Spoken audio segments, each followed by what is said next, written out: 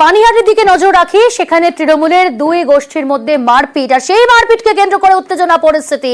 পানিহাটির 14 নম্বর ওয়ার্ডের রেল পার্কের ঘটনা।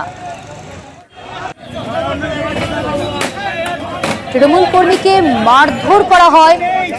পানিহাটির 14 নম্বর ওয়ার্ডে তৃণমূল কর্মী, তাকে মারধর, যুব তৃণমূল নেতার অফিসে ভাঙচুর পর্যন্ত করা হয়।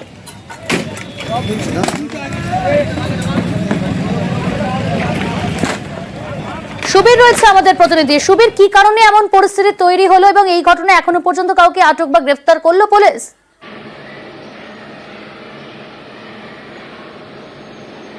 দেখো, তোমাকে জানিয়ে রাখি, গতকাল রাত্রিবেলা ঘটনার সূত্রপাত। গতকাল রাত্রিবেলা রানা বিশ্বাস নামে যে তৃণমূল কর্মী, সেই যখন রাত্রিবেলা বাড়ি ফিরছিল, সেই সময় কিন্তু রাস্তায় দাঁড়িয়েছিল যুব তৃণমূল নেতা বুবাই মল্লিকের ঘনিষ্ঠ পরিতোষ দাস এবং তার আরও কয়েকজন যারা রয়েছিলেন তার সাগরেদ, তারা ছিলেন।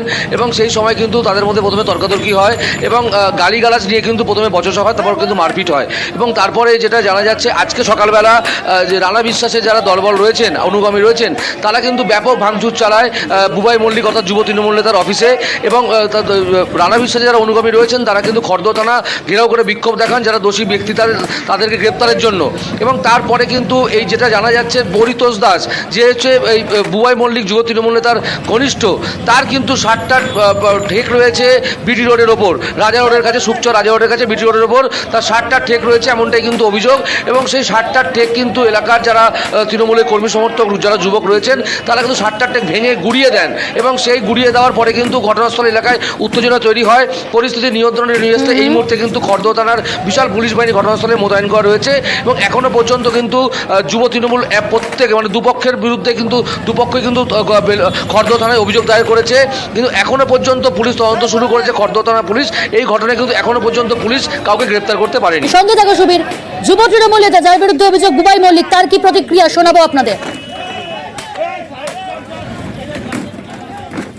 আমার কদিন ধরেই শাসানো হচ্ছিল যাতে আমি পলিটিক্স থেকে দূরে সরে যাই। পানিহাটিরই অনেক নেতৃত্ব আছে, আমি নাম নিচ্ছি না কারো, দলেরই একাংশ এটা করছে।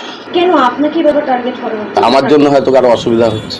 সমাজ বিরোধী যদি আমি হতাম তাহলে তো আমিও স্পটে থাকতাম। যারা সমাজ বিরোধী তারা সমাজ বিরোধিতার কাজ করেছে, সমাজের লোকেরা দেখেছে কারা কি করেছে। আমি পুলিশের কাছে সম্পূর্ণ তদন্ত চাইছি।